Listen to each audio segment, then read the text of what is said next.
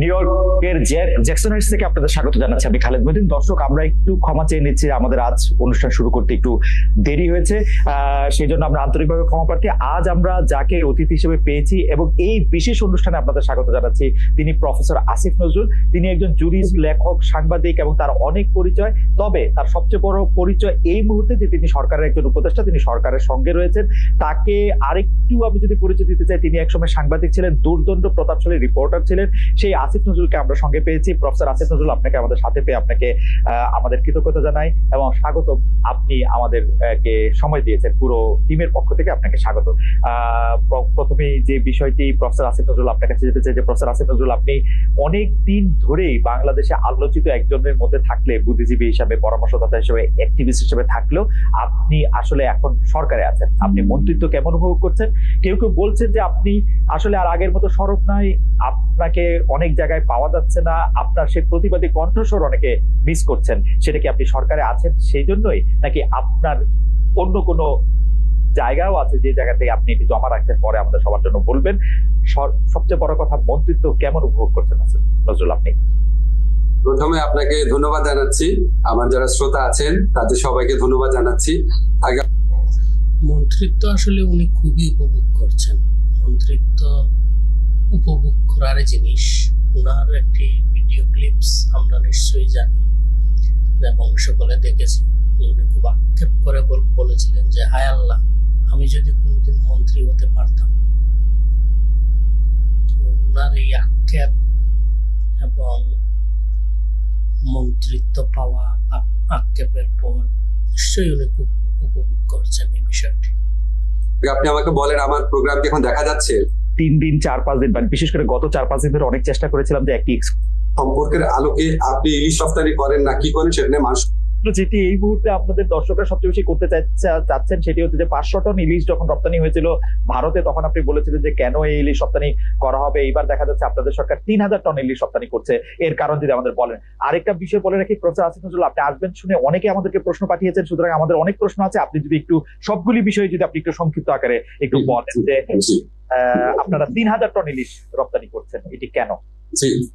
আমি প্রথমে আপনাকে বলি, আমি ইলিশ রপ্তানির যে স্ট্যাটাসটা দিয়েছিলাম তখন আমি উপদেষ্টা ছিলাম না, আর 3000 টনের ব্যাপারটা আমি আচ্ছা, তো উনি যখন উপদেষ্টা ছিলেন না তখন স্ট্যাটাস দিয়েছিলেন, এখন উপদেষ্টা হয়েছেন বিধায় সেই স্ট্যাটাস যেটি দিয়েছিলেন তিনি সমর্থন করেন না।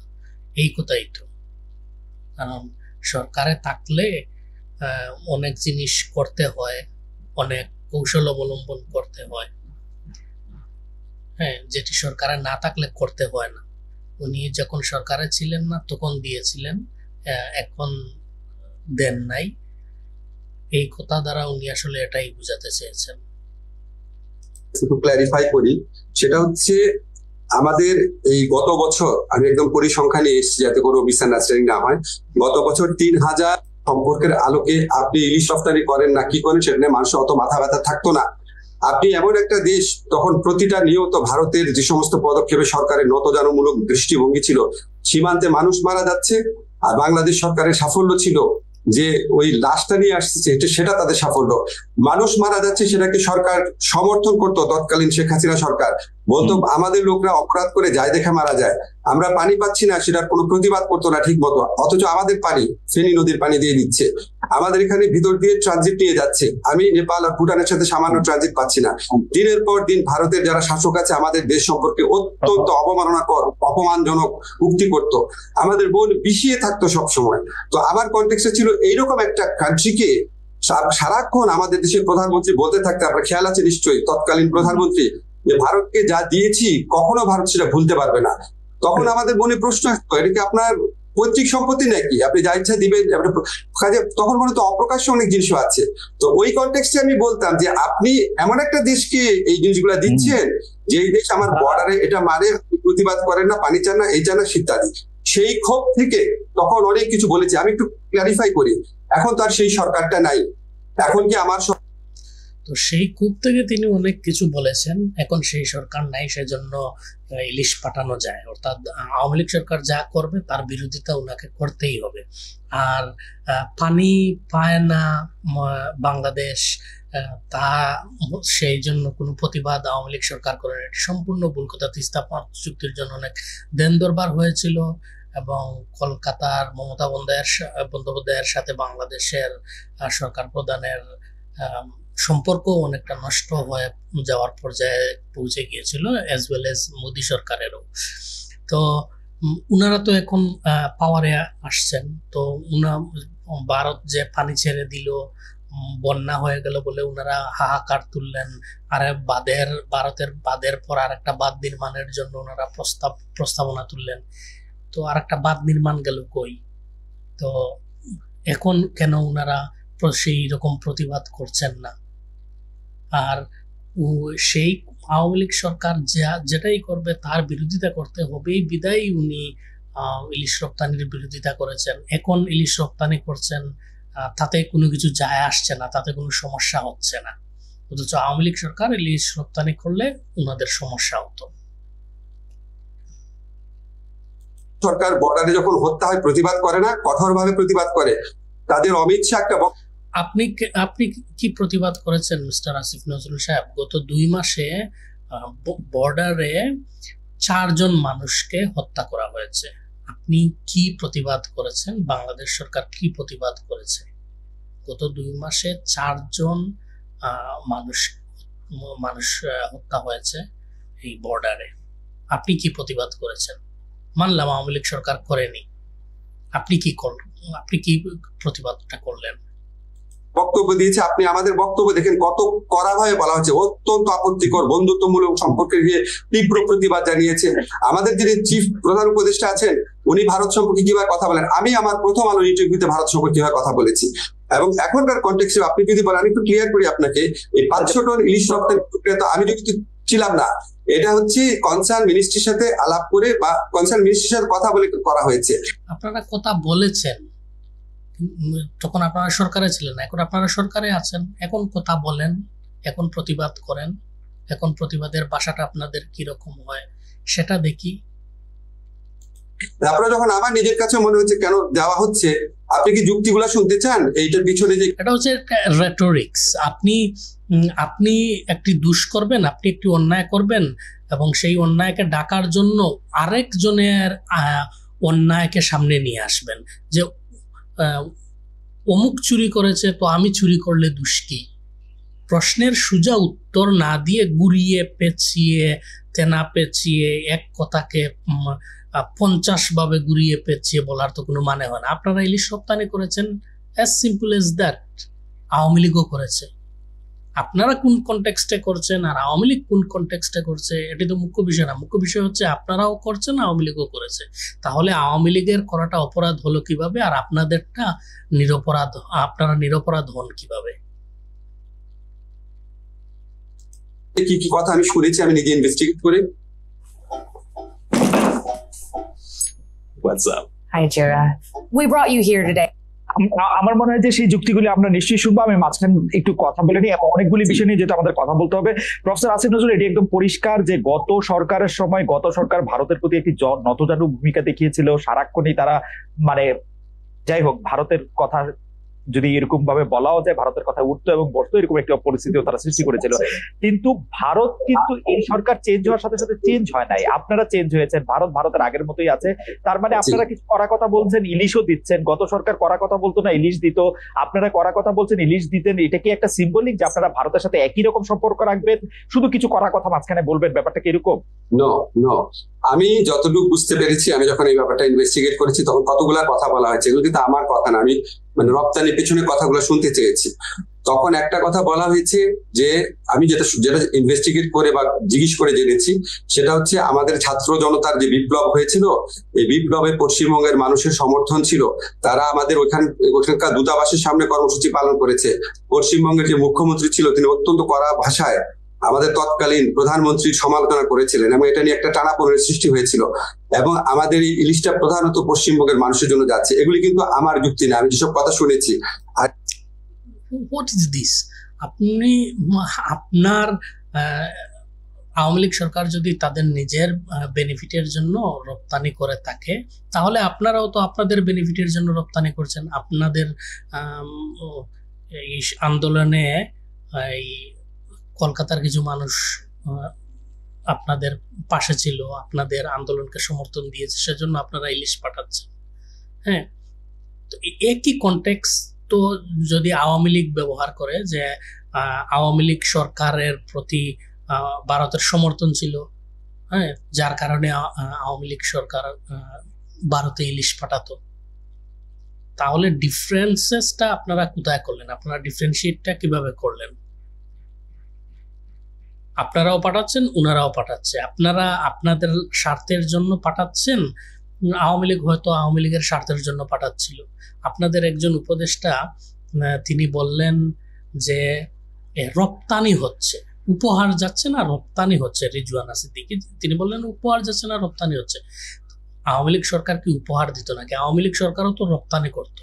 উনি বললেন যে ভালো একটা টাকা বাংলাদেশ সরকার পাচ্ছে। তো আওয়ামী লীগ সরকার যে সময় রপ্তানি করতো তখন কি টাকা বাংলাদেশ পেত না?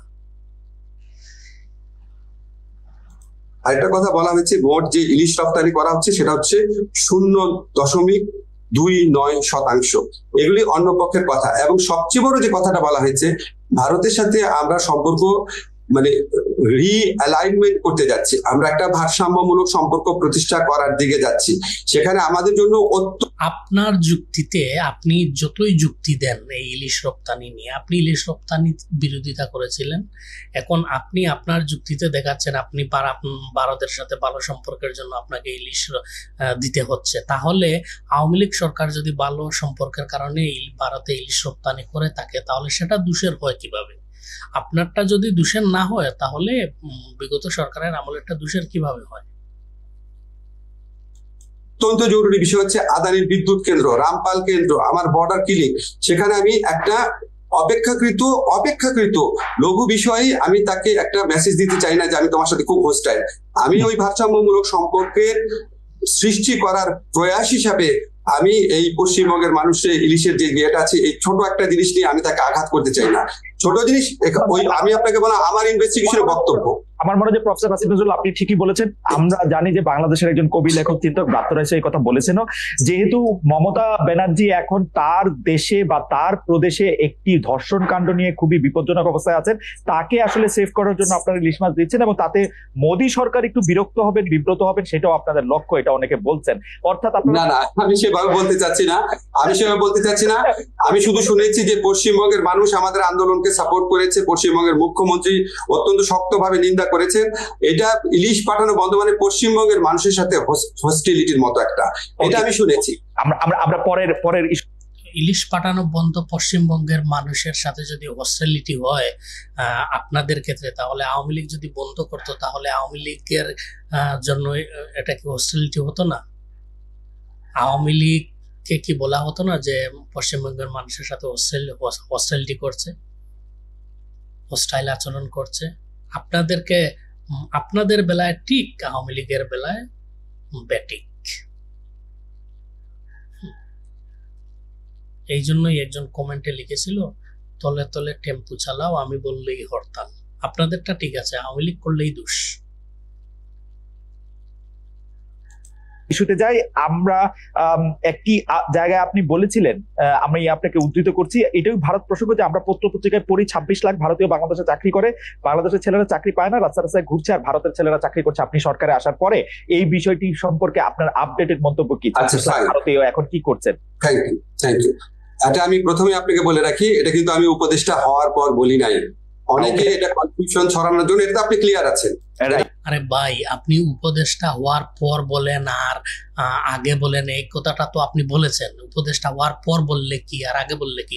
আপনি যদি আগে বলেছেন তাহলে বিরোধিতার খাতিরে বলেছেন। এখন উপদেষ্টা হওয়ার পর সেই রকম কোনো তথ্য আপনার কাছে নাই, সেজন্য আপনি দিতে পারছেন না।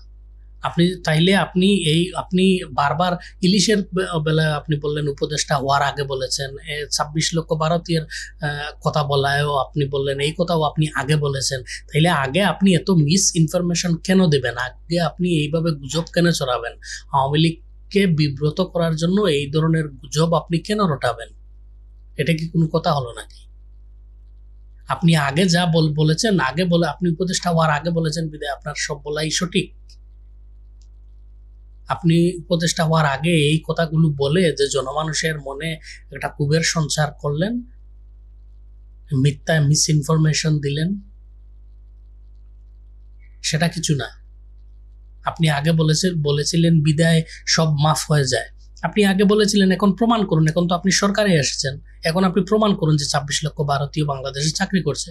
আপনাকে এটা প্রমাণ করতেই হবে, না হলে আপনি আগে কিভাবে বলেন এই ধরনের মিস ইনফরমেশন আপনি কিভাবে দেন, এই ধরনের গুজব আপনি কিভাবে ছড়ান? এই গুজব ছড়িয়ে এই গুজবের ফ্যাক্টরি আপনারা তৈরি করেছেন। আপনি এখন সরকারে, আপনি এখন প্রমাণ দিন যে কিভাবে 26 লক্ষ ভারতীয় বাংলাদেশে চাকরি করে। 26 লক্ষ যদি ভারতীয় বাংলাদেশে চাকরি করে, গ্রামে গঞ্জে তো আমরা দেখি না 26 লক্ষ ভারতীয় চাকরি করলে মোস্ট অফ দেম চাকরি করে হচ্ছে ঢাকায়। ধরেন 26 লক্ষের মাঝে 20 লক্ষ যদি চাকরি করে ঢাকায়, তাইলে ঢাকাতে জনসংখ্যা কত? 2 কোটি।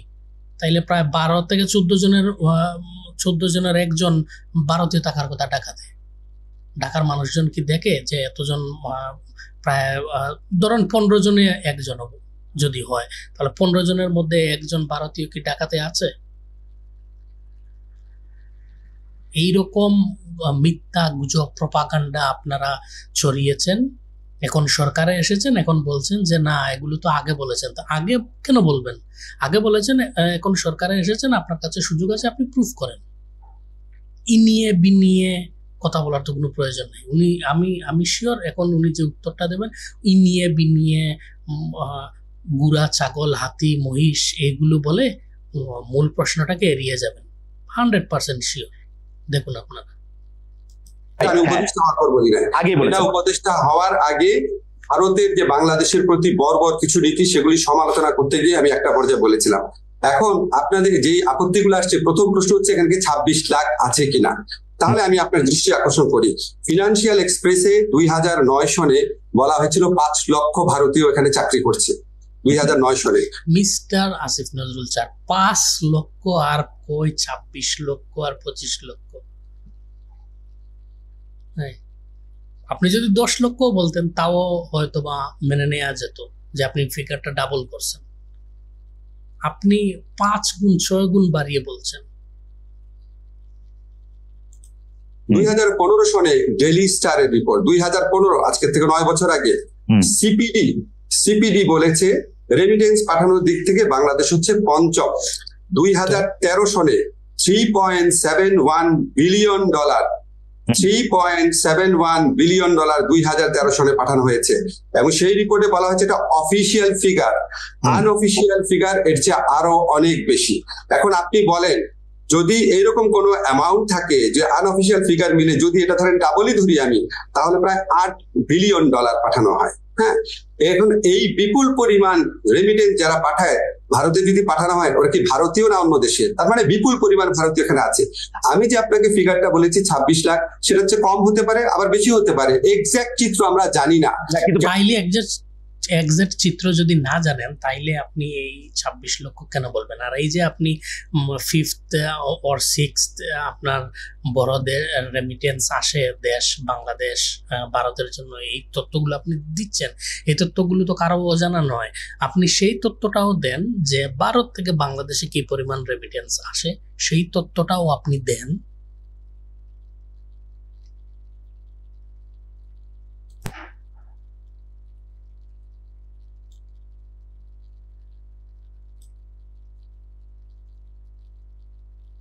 কেন জানি না আপনাকে আমি আরেকটু বলি আপনাকে কেন জানি না। আজকে দেখবেন সালমান এফ রহমানের সাথে এনএসআই চিফের একটা বক্তব্য ভাইরাল হয়েছে, আপনি ফেসবুকে খুঁজলেই পাবেন, টেলিফোন রেকর্ড তখনকার সময়। সেখানে উনি বলছেন যে বিভিন্ন সেক্টরে, বিশেষ করে সফটওয়্যার সেক্টরে অনেক লোকজন আসে যাদের জন্য ওয়ার্ক পারমিট দরকার হয় না, তারা কন্ট্রাকচুয়াল ওয়ার্কার হিসাবে আসে। এবং উনি ধমক দিচ্ছেন এনএসআই চিফকে যে বিডার অনুমোদন এখানে লাগে না, তুমি এখানে সিকিউরিটি জিনিস দেখবা, তুমি অন্য জিনিস দেখবা কিনা, দেখবা কেন।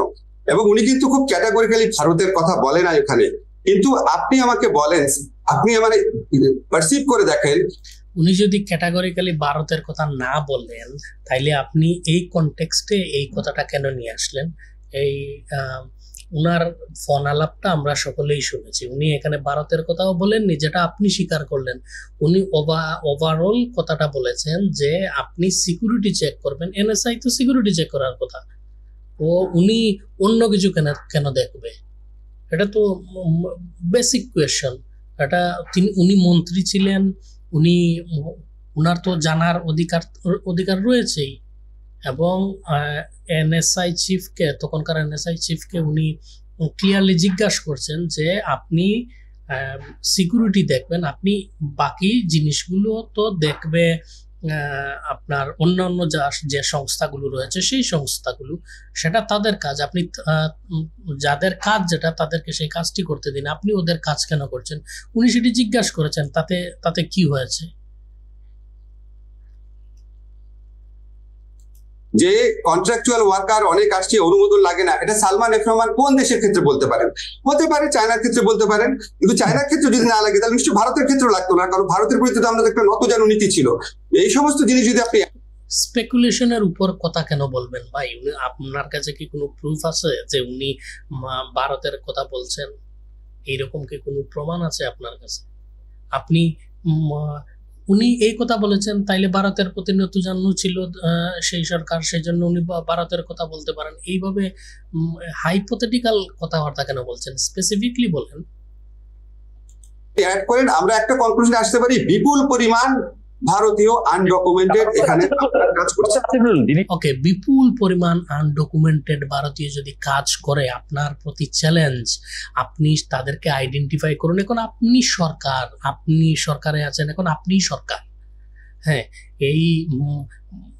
এই সকল যারা আনডকুমেন্টেড রয়েছে তাদেরকে আপনি আইডেন্টিফাই করেন, তাদেরকে আইডেন্টিফাই করে আপনি বাংলাদেশ থেকে বের করে দেন এবং জাতিকে আপনি বলেন যে এতজন ইন্ডিয়ান আনডকুমেন্টেড লোক পেয়েছি যারা বাংলাদেশে চাকরি করছে, যারা বাংলাদেশে রয়েছে। আপনি স্পেসিফিকলি তাদেরকে ধরে জাতিকে বলেন যে এতজনকে আপনি পেয়েছেন। আপনি 5 লাখ পান, আপনি তো 26 লক্ষের কথা বলেছেন, আপনি যদি এইখানে 50 লক্ষ পান তাহলে তাদের বলেন। আপনি সেটা আপনি করবেন না, কারণ এইরকম কোনো কিছু নেই, এরকম কোনো কিছু হচ্ছে না। আপনি এতজনকে পাবেন কোথায়? আপনি যদি পান তাহলে আপনি তাদেরকে ধরে জাতিকে বলেন যে এই দেখো, এদেরকে ধরেছি, এত লক্ষ ভারতীয় লোক চাকরি করছে, এবং তাদেরকে বিদায় করে দেন। পারবেন এটা করতে? পারলে করেন। জিনিসটা হইলো যে আপনারা এখন সরকারে আছেন, আপনাদের কাছে কি কোনো তথ্য, মানে ওরা যদি রেমিটেন্স পাঠাতে হয় সেটা একটা প্রপার ব্যাংকিং চ্যানেলে পাঠাতে হবে। ওরা যদি এখানে কাজ করে তাহলে সেটার একটা কোনো না কোনো ভাবে পাসপোর্ট দিয়ে তারা যদি এন্ট্রি করে সেটা তাদের এখানে থাকবে। সেই হিসাবটা আছে কিনা, আপনারা সেই হিসাবটা জানতে চেষ্টা করছেন কিনা, নাকি আপনারা মানে পত্র পত্রিকার গত সরকারের আমলের রিপোর্টের উপরে ভরসা করতে? প্রশ্ন। ধন্যবাদ, আপনি প্রশ্নটা করেছেন। আমি প্রথমে আপনাকে ক্লিয়ার করি, আজকে প্রবাসী কল্যাণ মন্ত্রণালয় যখন গিয়েছিলাম তখন একজন সাংবাদিক আমাকে প্রশ্ন করেছিলেন, আমি ক্লিয়ারলি আপনারা বলি রে ভাই, আপনি জাস্ট আপনি ইন্ডিয়ান পাসপোর্ট নিয়ে যারা বাংলাদেশে ঢুকেছে, বাংলাদেশে তো অবশ্যই ইমিগ্রেশন করে ঢুকেছে, আপনি সেই ইমিগ্রেশন থেকে আপনি ডেটা কালেক্ট করলেই আপনি পেয়ে যান যে কত লক্ষ লোক ইন্ডিয়ান লোক বাংলাদেশে ঢুকেছে এবং কতজন এর মধ্যে থেকে কতজন ফেরত চলে গেছে এবং কতজন ফেরত যায়নি।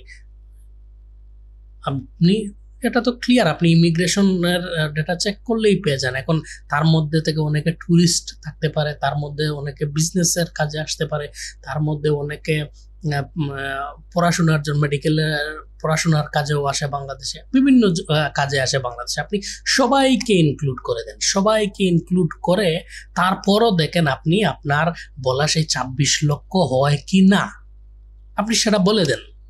আপনি সবাইকে ইনক্লুড করেও বলে দেন, হবে না ভাই। আপনি এই সমস্ত ট্যুরিস্ট, বিজনেস পারসন সহ যারাই যে কাজেই বাংলাদেশে আসুক না কেন ভারতীয়রা, সবাইকে যদি ইনক্লুড করেনও তারপরেও 26 লক্ষ হবে না। অথচ আপনি বলছেন 26 লক্ষ লোক, ভারতীয় লোক বাংলাদেশে শুধু চাকরি করছে। তো আপনি সবাইকে ইনক্লুড করে দেখেন, কারণ আপনার কাছে আপনি এখন সরকারে, আপনি এখন ইমিগ্রেশন থেকে এই ডাটাটা খুবই সহজে নিতে পারেন। এটা সিম্পল একটা বিষয়, এখানে এত থেনা পেছানোর কি আছে? কোন সাংবাদিক কি বলছে আপনারে, থেকে আপনি কি জানছেন, আপনি তখন সরকারে ছিলেন না সেই জন্য আপনি বলছেন, এইরকম বগাস কথা না বলে আপনি ইমিগ্রেশন থেকে ডাটা নিয়ে নেন, নিয়ে জাতিকে উদ্ধার করেন। বিষয় আমি প্রথমে আপনাকে ক্লিয়ার করি, বাংলাদেশে যারা বিদেশি চাকরি করেন আইদার লুকিয়ে অথবা প্রকাশ্যে, এটা আমার মন্ত্রণালয়ের বিষয় না। আমি হচ্ছে বিদেশি যারা বাঙালি। ভাই, আপনার মন্ত্রণালয়ের বিষয় না হলেও আপনি এই ক্যাবিনেটেরই একজন সদস্য, আপনি চাইলেই সেই ডকুমেন্টগুলো নিতে পারেন, আপনি চাইলেই ডাটাগুলো নিতে পারেন, এবং প্রবাসী কল্যাণ মন্ত্রণালয়ও তো আপনার, আপনি চাইলেই ইমিগ্রেশন থেকে এই ডাটা কালেক্ট করে নিয়ে আসতে পারেন। আপনি বাদ দেন যারা কাজ করে, আপনি ঠিক আছে আপনার কথা মানলাম, আপনি সকলকে পাবেন না, আপনি অনেকে আপনার কাজ ছেড়ে চলে গেছে, অনেকে ধরে নিলাম আপনার টুরিস্ট ভিসায় এসে কাজ করছে, হ্যাঁ, অনেকে অন্য ভিসায় এসেও বাংলাদেশে কাজ করতেছে ভারতীয়রা, আমি মেনে নিলাম আপনার এই কথা। আপনি সবাইকেই ইনক্লুড করে দেন, আপনি সবাইকেই ইনক্লুড করে ইমিগ্রেশন থেকে ডাটা নিয়ে আসেন যে এতজন ভারতীয় বাংলাদেশে এক্সিস্ট করে, এই কথাটাই আপনি বলে দেন। যতজন ভারতীয় বাংলাদেশে এক্সিস্ট করে, এখন আমরা ধরে নেব সবাই বাংলাদেশে চাকরি করে, তারপরেও আপনার বলা 26 লক্ষ হয় কি না সেটা আমরা দেখতে চাই। আপনি সেটা করেন প্লিজ, এই তেনা পেঁচাইয়েন না ভাই, সুজা কথার সুজা উত্তর দেন। চাকরি করেন সেটা আমার মন্ত্রণালয়ের বিষয়। আমি আমার 3টা মন্ত্রণালয়ে এত ব্যস্ত থাকি, আমি আপনাকে অনেস্টলি বলি, আমার প্রথম 1 মাসে আমি 3-4 ঘন্টা ঘুমাতাম, আমি 16 ঘন্টা কাজ করেছিলাম, আমি শুক্রবার দিন অফিস করতাম সচিবালয়। আর এই 3-4 ঘন্টা ঘুমানোর কথা শুনে নরেন্দ্র মোদীর একটি ইন্টারভিউ এর কথা মনে পড়লো। একজন মহিলা সাংবাদিক ওনাকে প্রশ্ন করছেন, আপনি ঘুমান কখন, আপনি এত কাজ করেন, আপনি ঘুমান কখন? হ্যাঁ, এই বিষয়টা নিয়ে অনেক ট্রল হয়েছিল তখনকার সময়।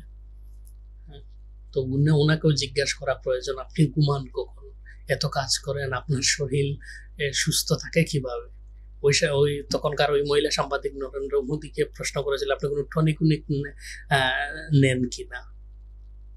তো স্যারের কাছে আমারও প্রশ্ন, আপনি কোনো টনিক গ্রহণ করেন কিনা, যার জন্য 3-4 ঘন্টা ঘুমালেও হয়?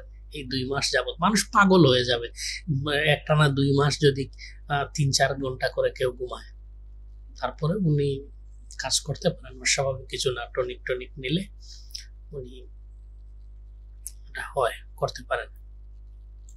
সবাই আছে, আপনারা খবর নিয়ে জিজ্ঞেস করেন। অবশ্যই। ফলে আমি আমার মন্ত্রণালয়ের বাইরে অন্য কোনো কিছু দেখার সুযোগ পাই নাই। তবে এই মন্ত্রণালয়ে যিনি কাজ করেন, যারা কনসার্ন অথরিটি আছে, আমি তাদের কাছে কিছু জিনিস জানতে চেয়েছি, আমি এখনো সঠিক উত্তর পাই নাই।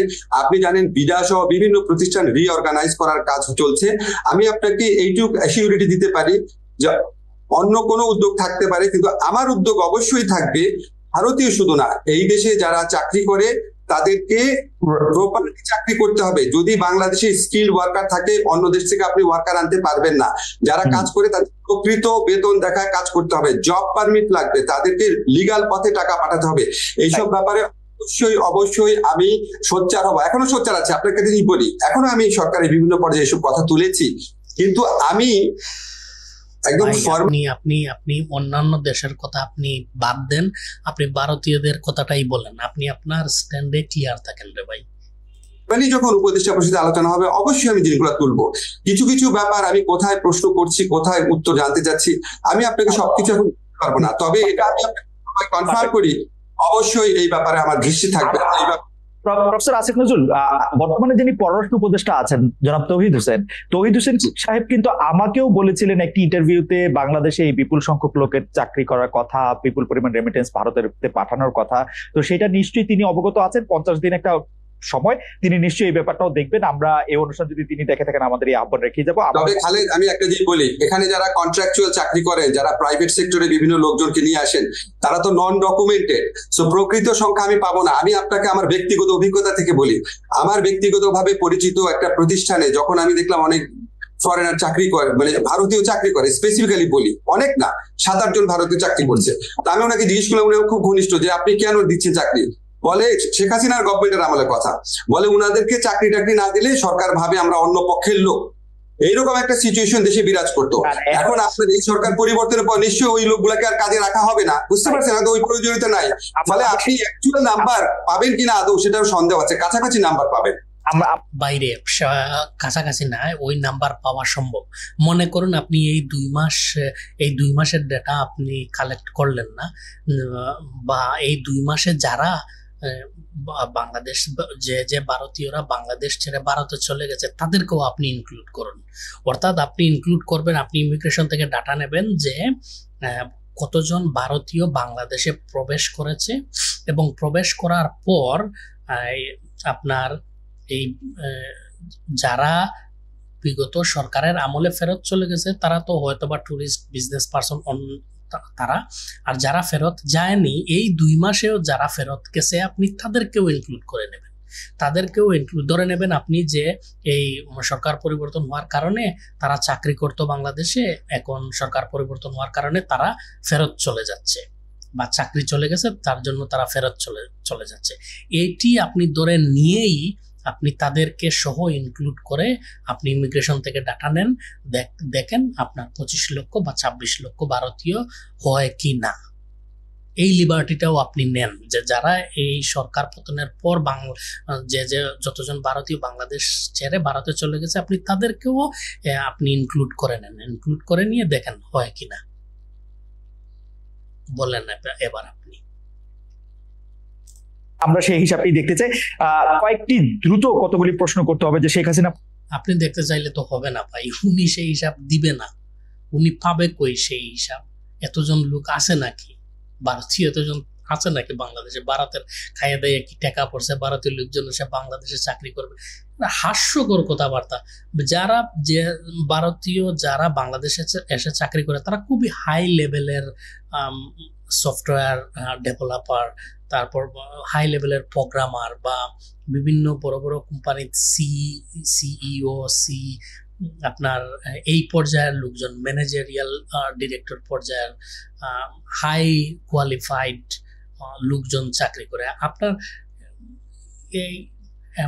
এখানে কেউ ভারতীয় এখানে কেউ এসে লেবারি করতে আসে না রে ভাই। এই বেসিক জিনিসটা আপনি আমরা কেন বুঝতে পারতেছি না? আর এই যে সিইও বা সিও যারা যে ভারতীয়রা বাংলাদেশে না, শুধুমাত্র ইভেন চায়নাতেও ভারতীয় সিইও, আপনার সিইও, তারপর ম্যানেজারিয়াল ডিরেক্টর পর্যায়ের মানুষজন কাজ করছে। আপনি মাইক্রোসফটে দেখেন না, আমেরিকাতে দেখেন, মাইক্রোসফটে দেখেন, গুগলে দেখেন, আপনি ভারতীয়রা সব জায়গায় এই পর্যায়ের ভারতীয়রা সব জায়গায় চাকরি করছে।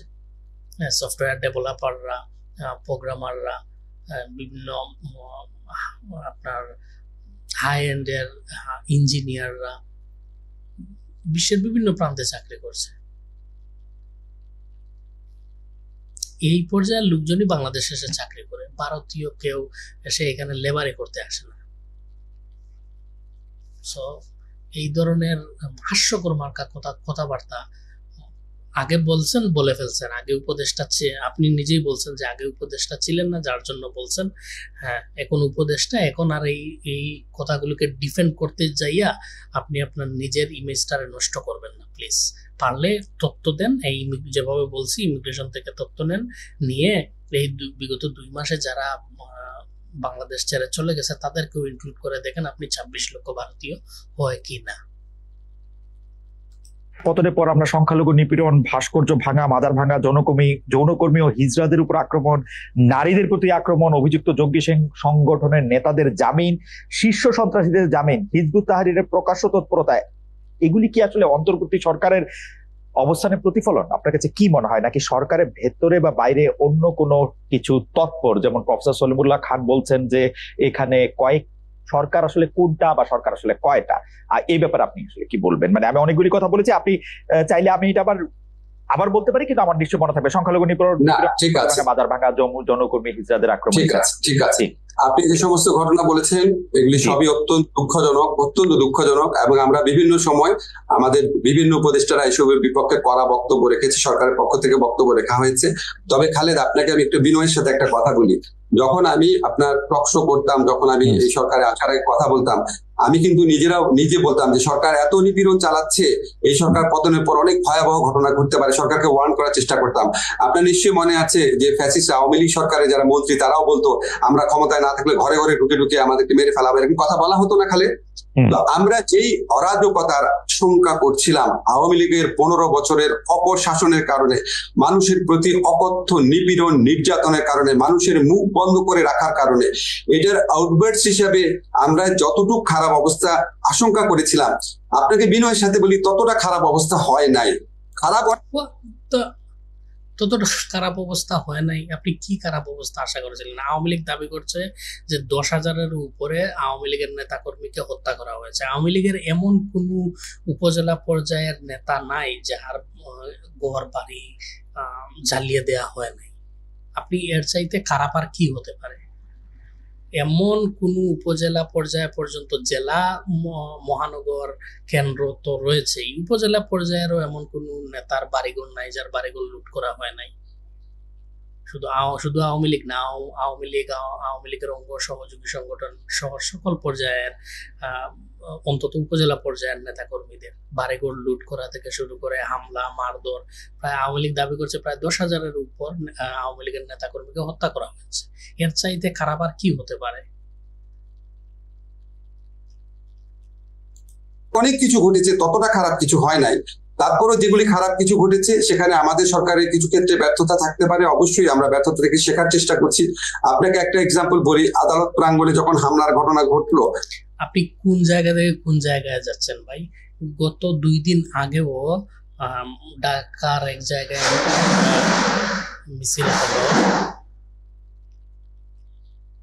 জায়গায় মিছিল হলো যে দুর্গাপূজা করতে দেয়া হবে না।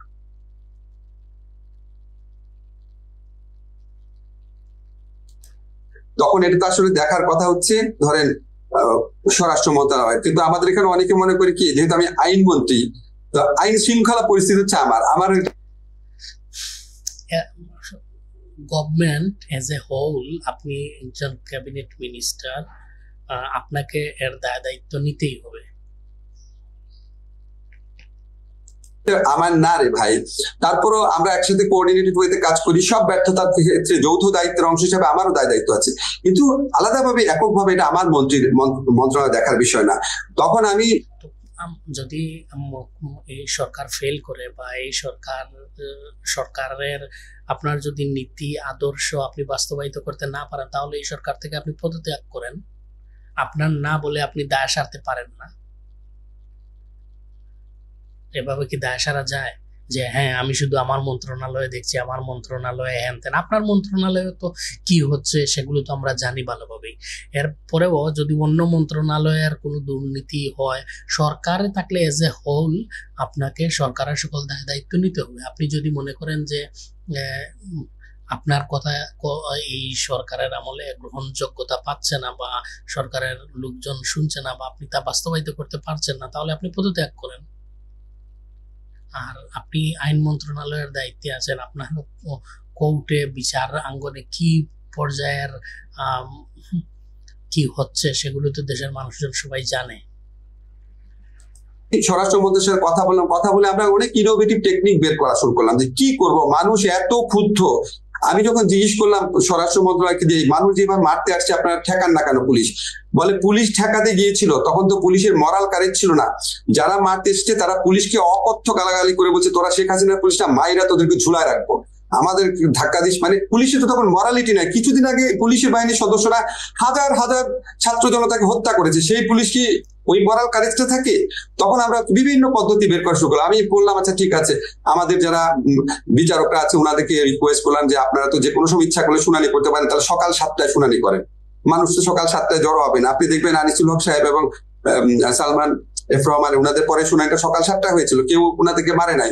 এরকম আমরা বিভিন্ন রকম ভাবে অ্যাড্রেস করার চেষ্টা করছি, সব আপনাকে বলতে পারবো না। প্রতিনিয়ত সেটা নিয়ে আমরা ভাবি, আমরা উপদেষ্টা পরিষদ সদস্য বসি, সবাই চেষ্টা করে। কিছু জিনিস আমরা করতে পারি না, কারণ আপনি বিপ্লব পরবর্তী সময় মানুষের অনেক অন্য ধরনের এক্সপেকটেশন থাকে, এত বছরের রাগের আউটবার্স্ট থাকে। সলিমুল্লাহ ভাই যেটা বলেছে যে বিভিন্ন ধরনের সরকার, ওটা বলতে পারে। আমরা তো একটা পলিটিক্যাল পার্টির গভর্নমেন্ট না। পলিটিক্যাল পার্টির গভর্নমেন্ট হয় কি, তারা অনেকদিন একসাথে কাজ করে, তাদের মধ্যে কোঅর্ডিনেশন। উনি ঠিকই বলছেন। উনি আপনাদের সরকার বা এই বর্তমানে বাংলাদেশের 3টি সরকার চলছে। এক হচ্ছে আপনাদের সরকার, দ্বিতীয় হচ্ছে সেনাবাহিনীর সরকার, তৃতীয় হচ্ছে ছাত্র জনতার সরকার। 3টি মানে ওই সমন্বয়কদের সরকার আর কি, মবের সরকার, মবের মুলুক যেটা। তো এই 3টি সরকারে বাংলাদেশে এক্সিস্ট করছে বর্তমানে। এবং এই 3টি সরকারের মধ্যে আপনাদের পজিশন হচ্ছে 3 নম্বরে। প্রথমত দেশ চালাচ্ছে সেনাবাহিনী, দ্বিতীয়ত এই মবের মুল্লুকের লোকজনেরা, এবং তৃতীয়ত আপনারা থাকে। তাদের একটা দক্ষ কর্মী বাহিনী থাকে। আমরা তো কেউ কারোর সাথে আগে কাজ করি নাই। তাইলে রে ভাই, আপনি যদি পারছেন না, আপনারা যদি এই দায়িত্ব নিতে আপনারা ব্যর্থ হন, তাহলে আপনি পদত্যাগ করেন, আপনি অন্য কাউকে দেন দায়িত্ব, যাদের মধ্যে সমন্বয়হীনতা নাই, যারা দায়িত্ব নিয়ে কাজ করতে পারবে, তাদেরকে দেন। আপনি এই কথা বলে একটা দেশের মন্ত্রী পর্যায়ের পোস্টেড লোক, আপনি এই কথা বলে দায় এড়াতে তো পারেন না। আপনাদের মধ্যে সমন্বয়হীনতা নাই, তার জন্য কি দেশের মানুষ সাফার করবে নাকি? আমরা সবাই একসাথে নতুন করে আসছি, আমাদের এটি আমার আসছেন পিকনিক করতে, পিকনিক করেন। যে বক্তব্য পরিষ্কার, শুধু বাংলাদেশের সংখ্যালঘু সামনে তাদের বড় পূজা আসছে, তাদের সবচেয়ে বড় ধর্মীয় উৎসব, তাদের মধ্যে থেকে কেউ কেউ জানতে চাইছেন যে এই 4 দিন তারা নিশ্চিন্তে পূজা করতে পারবেন কিনা। এক বাক্যে আপনি এটা কোনো কিছু বলবেন কিনা? আমরা পরবর্তী প্রশ্নে এটা যাবো। এটা আপনার কাছে একটি প্রশ্ন ছিল। এখন পর্যন্ত যতগুলা ধর্মীয় অনুষ্ঠান হয়েছে, ধরেন জন্মাষ্টমীর অনুষ্ঠান হয়েছে, সেটা তো ভালোভাবে হয়েছে। আমরা অবশ্যই সর্বাত্মক চেষ্টা করব। কারণ একটা জিনিস কি জানেন, যে বাংলাদেশে শুধু যে আপনার মানে সাম্প্রদায়িক দৃষ্টিভঙ্গি থেকে সাম্প্রদায়িক ঘটনা ঘটে সেটা না, অনেক ধরনের কারণে করা হয়। কিছু কিছু ক্ষেত্রে স্যাবোটাজ করা হয়, কিছু কিছু ক্ষেত্রে আমি জন্মাষ্টমীর অনুষ্ঠানে যখন আমাদের হিন্দু সমাজের ভাই বোনরা ছিলেন, সেখানে আমি বলেছিলাম, দেখেন কিছু কিছু ঘটনা আছে, ধরেন বিগত ফ্যাসিস্ট গভর্নমেন্টে যদি কোনো হিন্দু মাস্তান থাকে তাদের দলে, সে যদি অত্যাচার করে থাকে, মানুষ রিভেঞ্জ হিসাবে তাকে মারার চেষ্টা করলো বা করলো, এটা তো সাম্প্রদায়িক দৃষ্টিকোণ থেকে করে নাই, এটা করেছে পলিটিক্যাল এনিমি হিসাবে। খারাপ, এটাও খারাপ খুব। তো আমরা যেন সাম্প্রদায়িক ঘটনার সাথে অন্যান্য ঘটনাগুলোকে পৃথক করার চেষ্টা করি। এটা আমি ওনাদেরকে বলেছিলাম, আমার খুব ভালো লেগেছে, ওনারা এটাকে একসেপ্ট করেছেন। আমার সাথে এটা নিয়ে কোনো, যদি সাম্প্রদায়িক ঘটনা নাই হয়, তাহলে 2 দিন আগে ঢাকাতে হাজার হাজার লোকজন মিছিল করছে যে দুর্গাপূজা হতে দেবে না ওদের এলাকায়। কেন? হিন্দু সম্প্রদায়ের লোকজনদের বাড়ি ঘর লুট, জায়গা জমি লুট, এগুলো কেন? তাদের এই যে জন্মাষ্টমীর সময় মূর্তি ভাঙা, এখনো তো দুর্গাপূজার জন্য যারা মূর্তি তো অনেক আগ থেকে তারা তৈরি করে ভাঙা চলছে, এগুলো কেন? এগুলো যদি আপনারা প্রিভেন্ট করতে না পারেন, এগুলো যদি আপনারা ঠেকাতে না পারেন, তাহলে সেটা আপনাদের ব্যর্থতা, এবং সেই ব্যর্থতার দায় আপনাদের নিতে হবে। এগুলো তো বলে লাভ নাই যে আমার দায়িত্ব না, ওইটা আমার দায়িত্ব, সেটা আমার দায়িত্ব না, এগুলো তো বলে লাভ নেই। আপনাদেরকে নিতে হবে দায়িত্ব।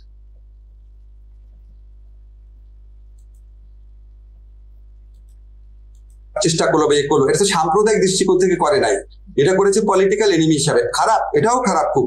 তো আমরা যেন সাম্প্রদায়িক ঘটনার সাথে অন্যান্য ঘটনাগুলোকে পৃথক করার চেষ্টা করি। এটা আমি ওনাদেরকে বলেছিলাম, আমার খুব ভালো লেগেছে, ওনারা এটাকে একসেপ্ট করেছেন। আমার সাথে এটা নিয়ে কোনো আর্গু করেন না, ওরা বলেছে এরকম হতে পারে।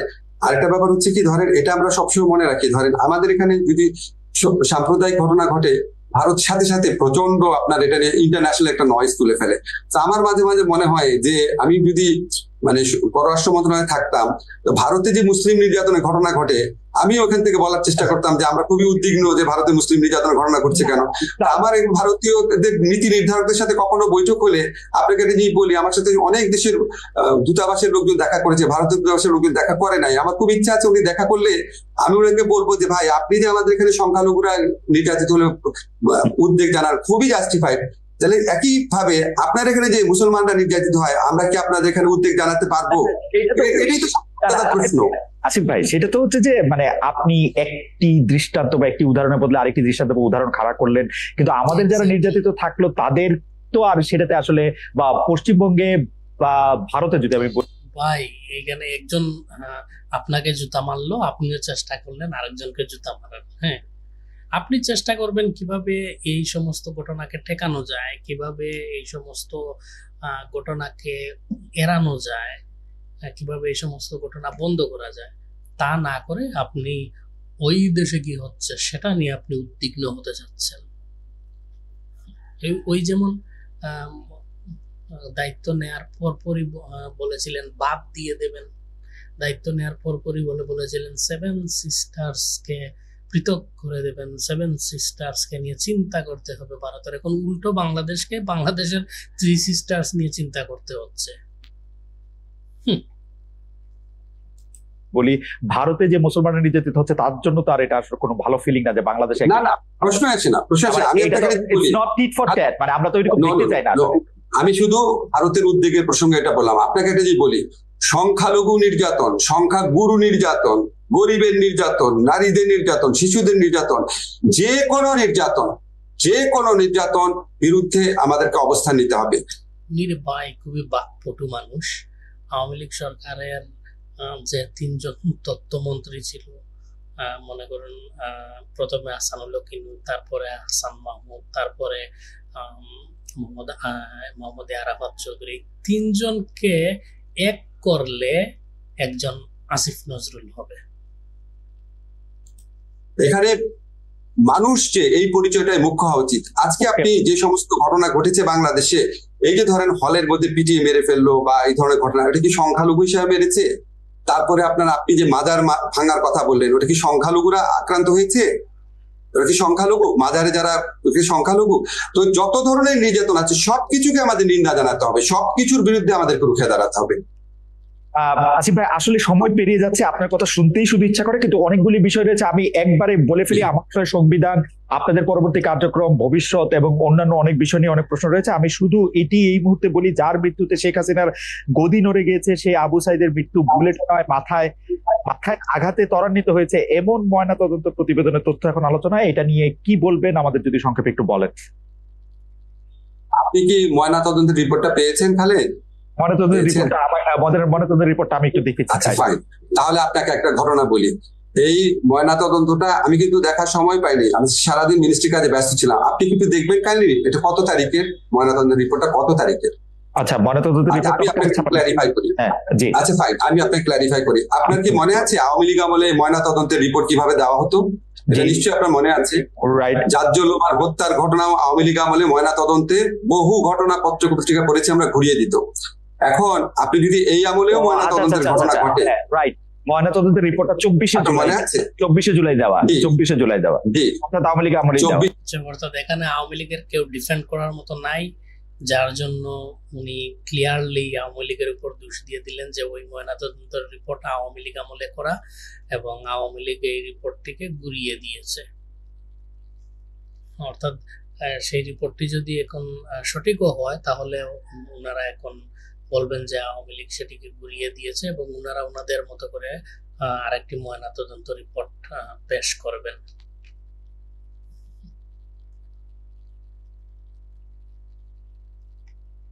কে সত্য আর কে মিথ্যাবাদী বের করা খুবই ডিফিকাল্ট।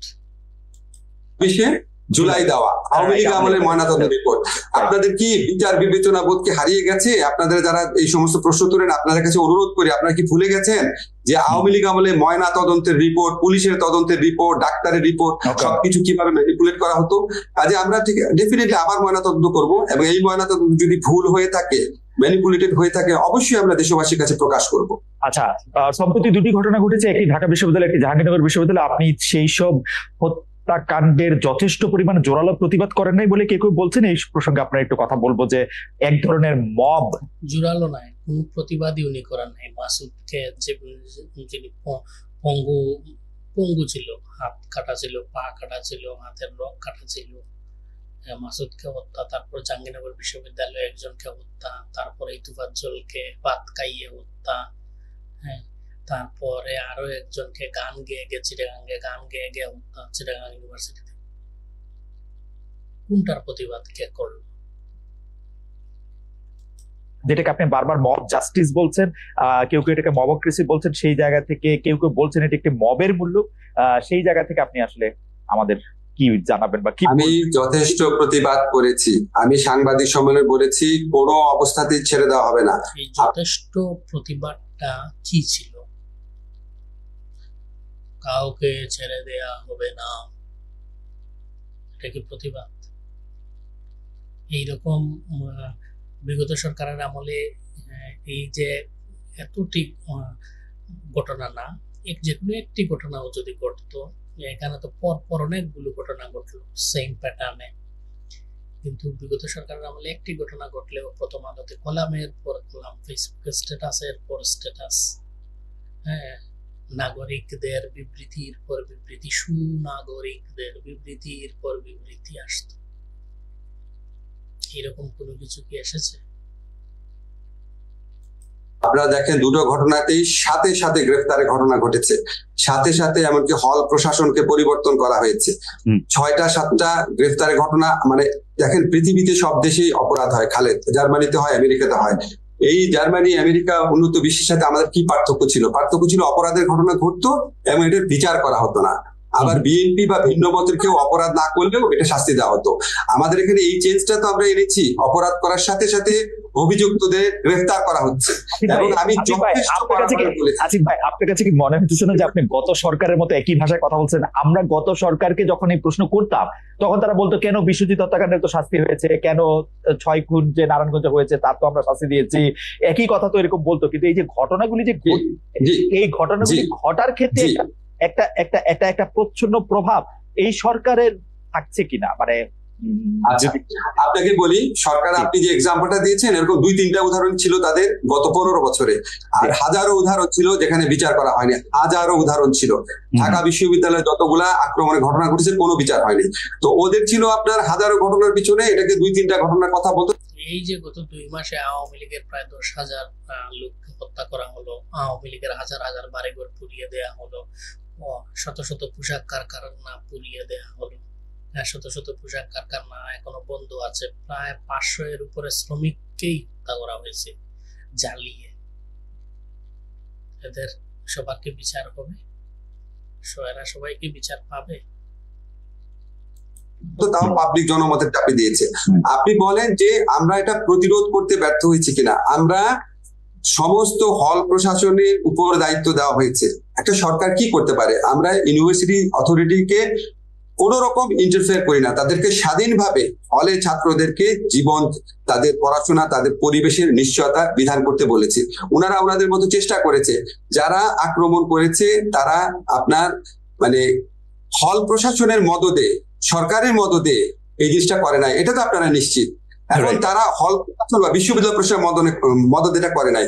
এবং এরপরে আমরা কারেক্টিভ মেজার্স কি কি নিচ্ছি সেটা দেখেন। অবশ্যই আমাদের অনেক ক্ষেত্রে ব্যর্থতা থাকবে, কিন্তু আমরা কি ব্যর্থতা থেকে শেখার চেষ্টা করছি কিনা এবং ব্যর্থতার সাথে আমাদের সরাসরি যোগ আছে কিনা সেটা দেখবেন। আগে বিশ্ববিদ্যালয়ে একটা ঘটনা করলে সবাই বলতো আওয়ামী লীগের আশকরা এটা করেছে। আপনি কি এই 2টা ঘটনাতে একবারও শুনেছেন যে এই অন্তর্বর্তীকালীন সরকারের এই সদস্য এটার সাথে জড়িত ছেলে হয়েছে? এটাই তো একটা পার্থক্য। তারপর এই সমস্ত ঘটনার পর কোনো মেজারই যথেষ্ট মনে হবে না মানুষের কাছে। আমরা এটা সম্পর্কে সচেতন আছি, আমরা আমাদের মতো চেষ্টা করব, যতটুকু সম্ভব চেষ্টা করব। আপনার কাছে আমি আবারও বলে যাই, সারা জীবন আমি একটা কথা বলতাম, আপনার নিশ্চয়ই মনে আছে যে শিবির সন্দেহে কেন মারা হচ্ছে, এটা কোনো আইনে নাই। আমি সাংবিধানিক আইনের শিক্ষক, কোন রকম কাউকে বিনা মানে কি বলবো বিনা আইনে, মানে আপনি আইনগত ভাবে একটা লোককে মেরে ফেলতে পারেন যদি বিচার টিচার করে ফাঁসি দেন বা right of privatisation properly use করেন। বেআইনি ভাবে কাউকে আঘাত করা, কাউকে মারা, এই মবক্রেসি করা, এগুলি গুরুতর ফৌজদারি অপরাধ। অবশ্যই এগুলি কেউ যদি করে আমরা প্রতিরোধে ব্যর্থ হতে পারি, কিন্তু বিচারে ব্যর্থ না। Professor Asif Thank Nazrul, you, আমাদের আপনি যেহেতু বিষয়টা শিবিরের প্রসঙ্গটা হলো- তুললেন, সেজন্য এটা বলা হয় যে বর্তমান সরকারের সাথে জামায়াতের সম্পর্ক সবচেয়ে বেশি। আসলে জামায়াতই বর্তমান সরকারের চালিকা শক্তি। বলা হচ্ছে যে প্রত্যেকটা শিক্ষা প্রতিষ্ঠানে যারা ভাইস চ্যান্সেলরের নিয়োগ পাচ্ছেন তারা জামায়াত ঘনিষ্ঠ বা জামায়াতের দেখিয়ে দিল অন্তর্বর্তী সরকার কি জামাতের উপর খুব বেশি ভর করে আছে কিনা। কেউ কেউ বলছেন বৈষম্য বিরোধী আন্দোলনের যে 152 জন কেন্দ্রীয় সমন্বয়ক রয়েছেন তাদের মধ্যে 108 জনই শিবিরের। এই কারণে কি এই সরকার শিবির দিয়ে বা জামাত শিবির দিয়ে পরিচালিত হচ্ছে বলে কেউ কেউ বলতে চাচ্ছেন এই কথা? সমন্বয়করা শিবিরের ঢাকা ভার্সিটির সভাপতি সেক্রেটারি, বিভিন্ন বিশ্ববিদ্যালয়ের কমিটির সভাপতি সেক্রেটারি সমন্বয়করাই। আপনার একটু মন্তব্য। আচ্ছা, আমি কিন্তু ফেসবুকে এরকম প্রচারণাও দেখেছি, আপনিও দেখেছেন, খেয়াল করে দেখেন যে বাকশালীদেরকে পুনর্বাসন করছে এই সরকার। আমি এরকম প্রচারণাও দেখেছি আওয়ামী লীগের বদলে বিএনপি সরকার এসেছে, সব বিএনপি লোককে দেওয়া হচ্ছে। এখন আবার বলা হচ্ছে জামাতের দেওয়া হচ্ছে। কাজে আপনি প্রচারণা না দেখে আপনি অ্যাকচুয়াল ফ্যাক্টস গুলো দেখার চেষ্টা করবেন। আপনাকে একটা এক্সাম্পল দেখালে তাহলে আপনি একটু বুঝতে পারবেন। ধরেন আমি যখন আন্তর্জাতিক অপরাধ আদালত, যেটা ইন্টারন্যাশনাল ক্রাইম ট্রাইব্যুনাল অ্যাক্ট, সেখানে যখন আমার মন্ত্রণালয়ের পক্ষ থেকে চিফ প্রসিকিউটরকে নিয়োগ দেওয়া হলো, সেদিন ফেসবুকে সারাদিন প্রচারণা চললো যে আমি হচ্ছে জামাত, কেন আমি তাকে নিয়োগ দিলাম। উনি এবি পার্টির লিডার ছিলেন, এবি পার্টি থেকে পদত্যাগ করেছিলেন, খুবই বড় আইনজীবী, এটা তো আপনারা জানেন। এই আন্তর্জাতিক ট্রাইব্যুনালের সবচেয়ে অভিজ্ঞ আইনজীবীদের একজন।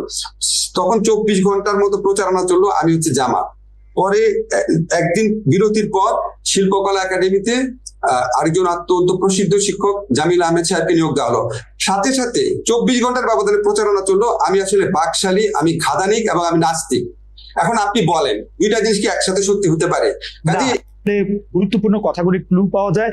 আপনি আন্তর্জাতিক অপরাধ ট্রাইব্যুনালের আইন বা তাদের চিফ প্রসিকিউটরের কথা বলেছেন।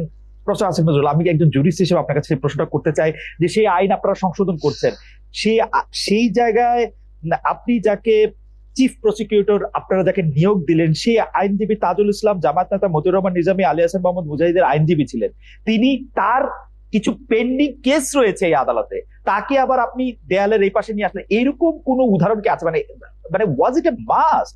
মানে তাজুল ইসলাম কি কেন এটা চিফ প্রসিকিউটর করতে হবে? আচ্ছা ঠিক আছে, এখন আপনি আমাকে বলেন। আমি উত্তর দিই কেন করতে হবে। কারণ এই আন্দোলনটা সম্পূর্ণ হয়েছে জামাতের নেতৃত্বে। আপনি লক্ষ্য করলে দেখবেন অবশ্যই এখন ফ্লাশও হচ্ছে যে শিবিরের যারা সমন্বয়ক তারা শিবির ছিল। এবং আপনি একটা জিনিস লক্ষ্য করবেন, বিভিন্ন বিশ্ববিদ্যালয়ের ভিসি যারা নিয়োগ পাচ্ছে বা বিভিন্ন ব্যাংকের পরিচালনা পর্ষদে যারা নিয়োগ পাচ্ছে বা বিভিন্ন সরকারি দপ্তরে যারা নিয়োগ পাচ্ছে, ডিসি যারা হচ্ছে, এসপি ওসি যারা হচ্ছে, তারা সবাই জামাত মাইন্ডেড। হ্যাঁ, তো এইখানেও তো আন্তর্জাতিক অপরাধ ট্রাইব্যুনালের চিফ প্রসিকিউটরও তো জামাত মাইন্ডেডই হবে এবং বিচারপতিরাও জামাত মাইন্ডেড। কারণ এই আন্দোলনটা সম্পূর্ণ তারাই করেছে। যেহেতু এই আন্দোলনটা সম্পূর্ণ তারাই কন্ডাক্ট করেছে, তারাই নেতৃত্ব দিয়েছে, সেহেতু এই আন্দোলনের সুফল বলেন, ফসল বলেন, তারাই গড়ে তুলবে, এটাই স্বাভাবিক। এখানে আসিফ নজরুল সাহেব গুড়িয়ে পেঁচিয়ে অন্য কোনো কথা বলে লাভ নাই। যত কথাই বলুন না কেন, এটাই হচ্ছে সত্য এবং বাস্তব যে এই আন্দোলনটা জামাত করেছে এবং তাদের লোকজনই পুনর্বাসিত হচ্ছে বিভিন্ন জায়গায়। বাংলাদেশে যারা আইনজীবী আছে তাদের একটা বড় অংশ হচ্ছে প্রো আওয়ামী লীগ, এটা তো সত্যি কথা।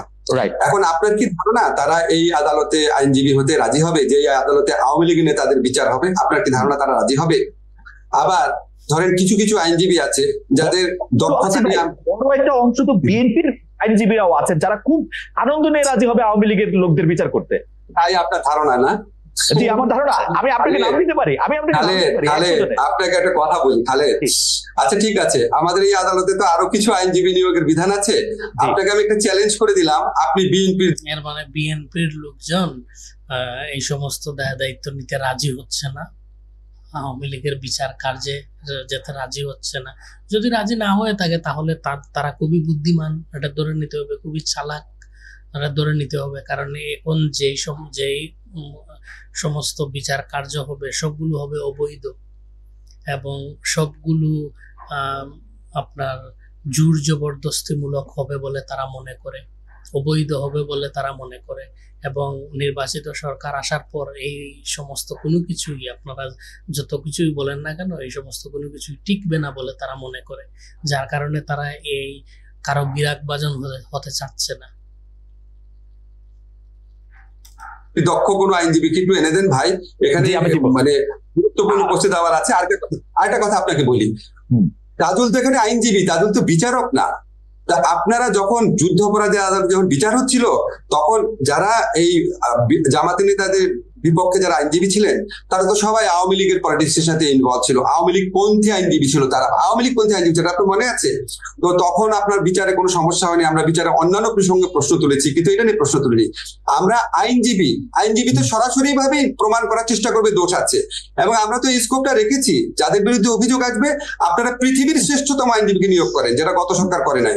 আপনারা বেস্ট আইনজীবী নিয়োগ দিচ্ছি কিনা ভাই, আমাকে এটা একটু বলতে দেন। এই যে আপনাকে তাজুলের কথা বললাম, জামিল সাহেবের কথা বললাম, উনারা ঘনিষ্ঠ তো দূরের কথা, উনাদের সাথে জীবনে কোনোদিন, আমার তাজুলের সাথে একটা প্রোগ্রামে একদিন দেখা হচ্ছিল, অনেক দূর থেকে দেখা। জামিল সাহেবের সাথে আমার জীবনে কোনোদিন দেখা হয় নাই, উনার নিয়োগের ব্যাপারে কথা বলার আগে জীবনে কোনোদিন কথা হয় নাই।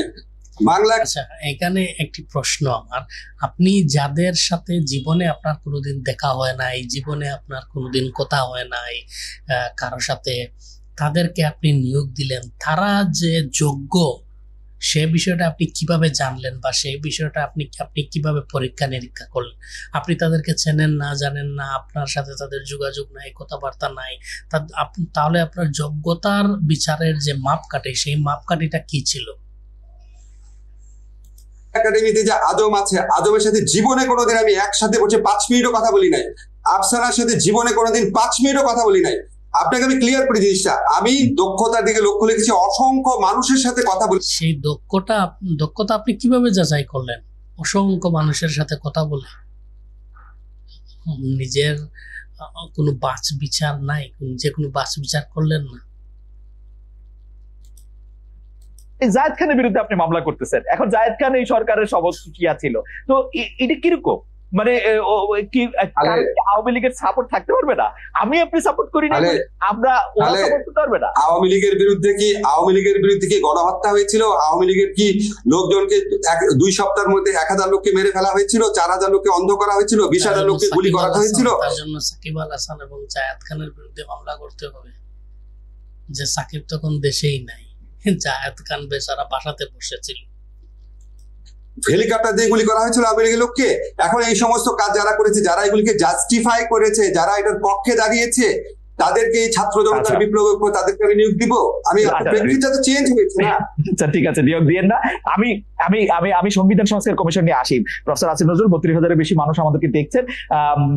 সংবিধান সংস্কার কমিশনের ইন্টারেস্টিংলি প্রথমে এটা প্রদান করা হয়েছিল ডক্টর শাহদিন মালিককে, কিন্তু ডক্টর শাহদিন মালিকের সাক্ষাৎকার পরে আমি এবং ডক্টর শাহদিন মালিককে যতদিন ধরে চিনি, মনে হয়েছিল যে তিনি আসলে সংবিধানটাকে সংস্কার করতে চান, বা তার আসলে সংবিধান সংস্কার কমিশনের প্রধান থাকা হলো না। সংবিধানের সংস্কার কমিশনের প্রধান করা হলো আমার শিক্ষক প্রফেসর আলী রিয়াজকে, যিনি আবার সংবিধানটা নতুন করে লিখতে চান। আমাদের প্রশ্ন প্রফেসর আসিফ নজরুল, নতুন করে সংবিধান রচনার ম্যান্ডেট কি আপনাদের রয়েছে কিনা? অফকোর্স নাই, নতুন করে সংবিধান উনি লিখতেও পারবেন না, সংবিধানকে কোনো প্রকার কাটাছেড়াও করতে পারবেন না, কারণ ওনাদের সেই ম্যান্ডেটই নেই। দেশের মানুষজনকে ওনাদেরকে সেই ক্ষমতা দিচ্ছে নির্বাচনের মাধ্যমে, ভোটের মাধ্যমে। দুজন আন্দোলন করছে, সরকার পতন হয়েছে, কিন্তু নির্বাচিত সরকার তো আসে নাই। নির্বাচিত সরকার ছাড়া একটি দেশের সংবিধান কিভাবে পরিবর্তন হয়, একটি দেশের সংবিধান কিভাবে পুনর্লিখন হয়, কোন আইনে, কোন আন্তর্জাতিক আইনে, কোন দেশের অনুকরণে আপনি এটা করবেন? সম্পূর্ণ অবৈধ। এবং কারেন্ট এক্সিস্টিং যে সংবিধান রয়েছে, সেই সংবিধান ধরলে তো এই বড় যে সরকার রয়েছে, এই সরকারই অবৈধ। মানে ক্যান ইউ ডু ইট? মানে এটা কথা হচ্ছে, আলী রিয়াজ আপনার শিক্ষক, স্বাধীন মালিক হচ্ছে আমার শিক্ষক। আমার মানে কি ডিসিশন এখন নেওয়া, বিরুদ্ধে অভিযোগ এসেছিল, তাদের সমস্ত মামলা উজ্জ্বল করা হবে।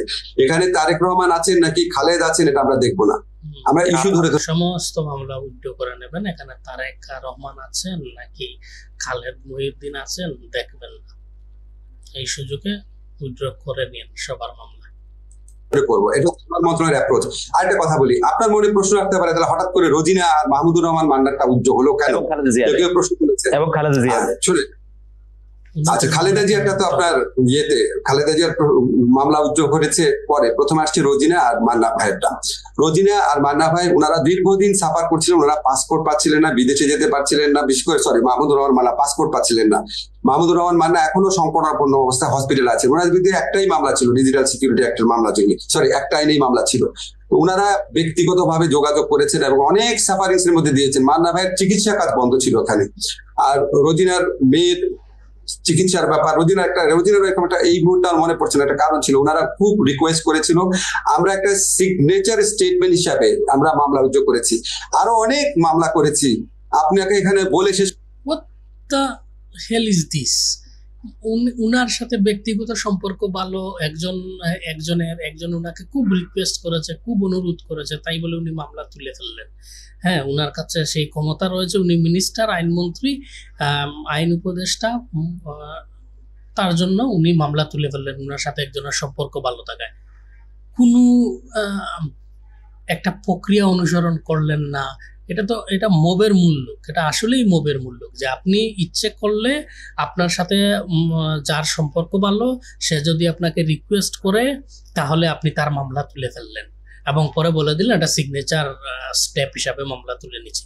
এই কথা তো প্রথমে বলেননি, প্রথমেই উনি স্বীকার করে নিয়েছেন যে উনার খুব সম্পর্ক ভালো ছিল উনাদের সাথে, উনারা খুবই উনাকে রিকোয়েস্ট করেছেন, অনুরোধ করেছেন, চিকিৎসা করাতে পারছেন না, মেয়ের চিকিৎসা করাতে পারছেন না, হ্যান ত্যান হাবি জাবি তেনা পচানো, হ্যাঁ, আম জাম যদু মধু, হ্যাঁ, যার জন্য উনি মামলা তুলে ফেললেন। কোনো প্রক্রিয়া অনুসরণ করে নাই। এক দেশের একজন আইনমন্ত্রী কোনো প্রক্রিয়া অনুসরণ করা ছাড়া, আইনি প্রক্রিয়া অনুসরণ করা ছাড়া কয়েকটি মামলা তুলে ফেললেন, just because he is having healthy relation with someone. Mahmudur Rahman Manna এবং আদার্স যারা রয়েছে তাদের উনি স্বীকারিত করলেন তাদের সাথে ভালো সম্পর্ক এবং তারা ওনাকে খুবই রিকোয়েস্ট করেছেন বিদায় মামলা তুলে ফেললেন। আপনি এখানে আইন কোথায়? এখানে আইনের প্রক্রিয়া অনুসরণ করলেন না, আপনি কোনো কিছুই করলেন না, আপনি মামলা তুলে ফেললেন। তাহলে সবার মামলা তুলে ফেলুন, শুধুমাত্র উনাদের কেন? এটা কোন ধরনের কথা? একজন চিন্তা করতে পারেন, দেশের একজন মিনিস্টার যিনি আইন মন্ত্রণালয়ের দায়িত্বে রয়েছেন, তিনি অন রেকর্ড বলছেন 2-3 জন মানুষ উনাকে খুবই রিকোয়েস্ট করেছেন, চিকিৎসা করাতে পারছেন না, খুব নির্যাতিত ছিলেন, হ্যান ত্যান, যার জন্য উনি উনাদের মামলা তুলে ফেললেন, কোনো আইনি কোনো প্রক্রিয়া অনুসরণ করেননি। অন রেকর্ড একটি দেশের আইন মন্ত্রণালয়ের দায়িত্বে থাকা একজন মিনিস্টার এই কথা বলছেন। এটা এইরকম উদাহরণ কি পৃথিবীর কোনো দেশে আছে? একমাত্র রাষ্ট্রপতি ব্যতীত কেউ ক্ষমা করতে পারেন না। হ্যাঁ, রাষ্ট্রপতি ক্ষমা করে দিতে পারেন, কিন্তু আপনাকে যদি কোনো মামলা তুলেও নিতে হয়, আপনি আইনমন্ত্রী হন আর যেই হন, আপনাকে কোনো মামলা তুলে নিতে হলে একটি সুনির্দিষ্ট প্রক্রিয়া অনুসরণ করে আপনাকে মামলা তুলে নিতে হবে। আপনি মানলাম মাহমুদুর রহমান মান্না বা আদার্স যাদের কথা বলছেন, খালেদা জিয়া এবং আরো যার কথা বললেন, তারা খুবই নির্যাতিত ছিলেন, তাদের মামলাটি মেনে নিলাম, তাদের মামলাটি হয়তোবা ভুয়া ছিল, তা মেনে নিলাম তাদের মামলাটি তাদেরকে হয়রানি করার জন্য দেয়া হয়েছিল। কিন্তু এই মামলা তুলতে হলেও তো একটি প্রক্রিয়া আছে, যে প্রক্রিয়া আপনাকে অনুসরণ করতে হবে। সেই প্রক্রিয়া অনুসরণ করে আপনি মামলাটিকে খারিজ করেন। হ্যাঁ, আপনি কোর্টের মাধ্যমে মামলাকে খারিজ করেন, আপনি জাস্ট মামলাটা তুলে ফেললেন, আপনি মামলা বাতিল করে দিলেন।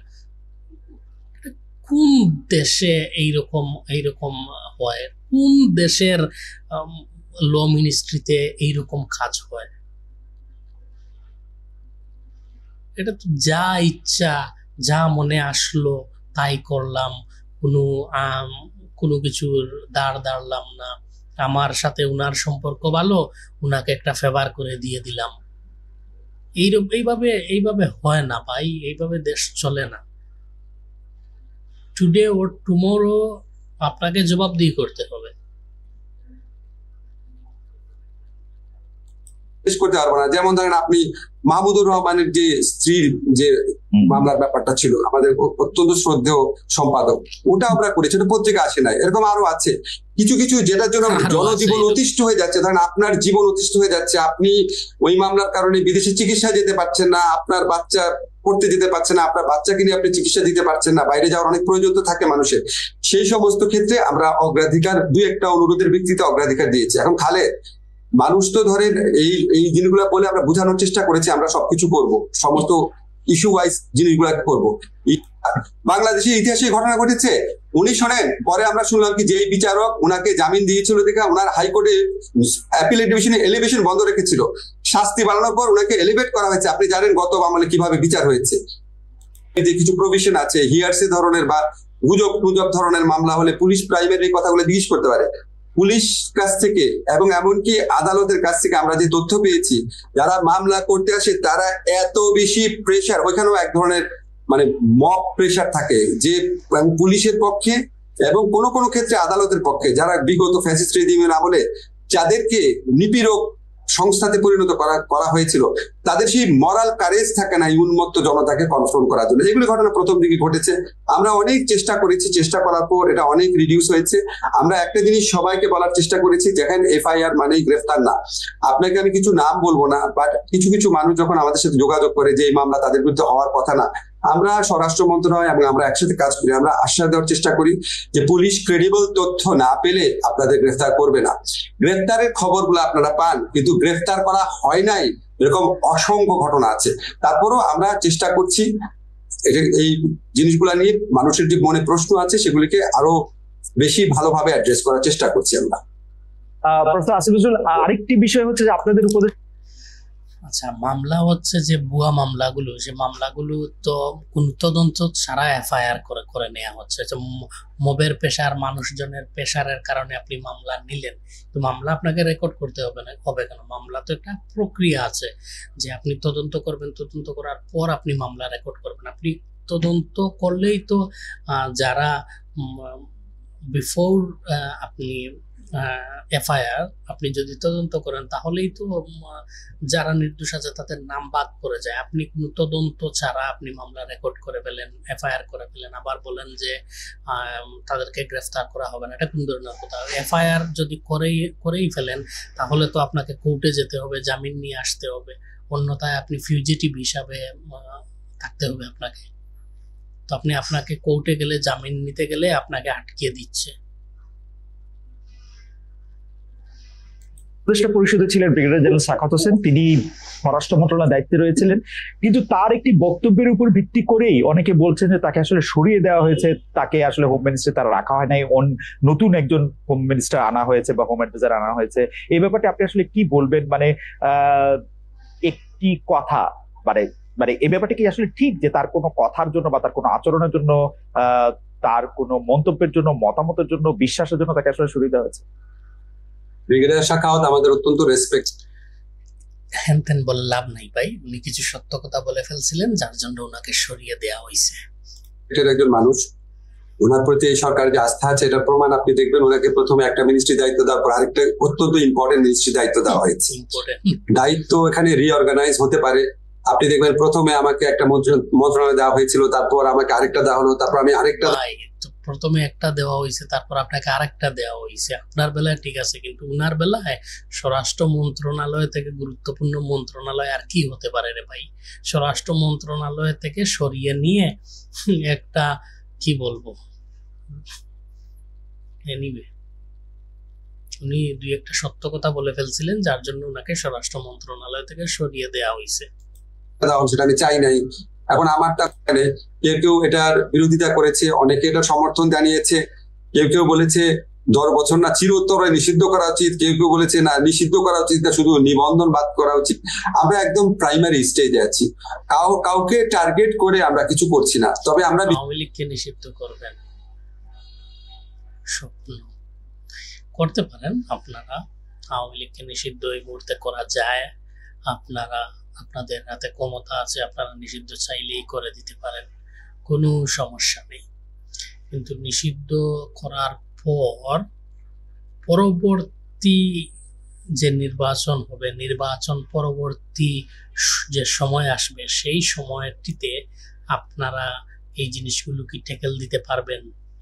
এবং আপনাদেরকেও তো চলে যেতে হবে। আপনারা চলে যাবার পর আওয়ামী লীগ যদি কোনো সময় আবার ক্ষমতায় চলে আসে বা আওয়ামী লীগ যদি রিভাইভ করে, তখন কি সেই ধাক্কা সামাল দিতে পারবেন?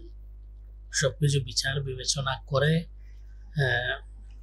যেটা জাস্টিফাইবল একটি ডিসিশন নেন।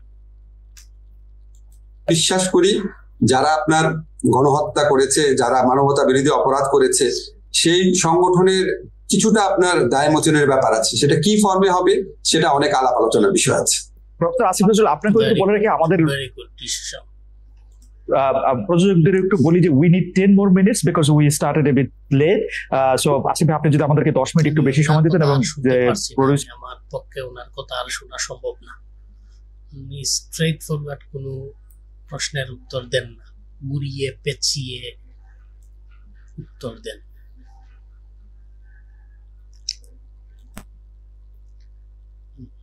যে কথা হ্যাঁ নাতে উত্তর দেয়া যায়, সিম্পলি ইয়েস নো এবং এটা না ওটাতে উত্তর দেয়া যায়, উনি গল্প গুজব করে উত্তর দেন, যার জন্যই আপনার সময় চলে যাচ্ছে। Anyway, thank you very much.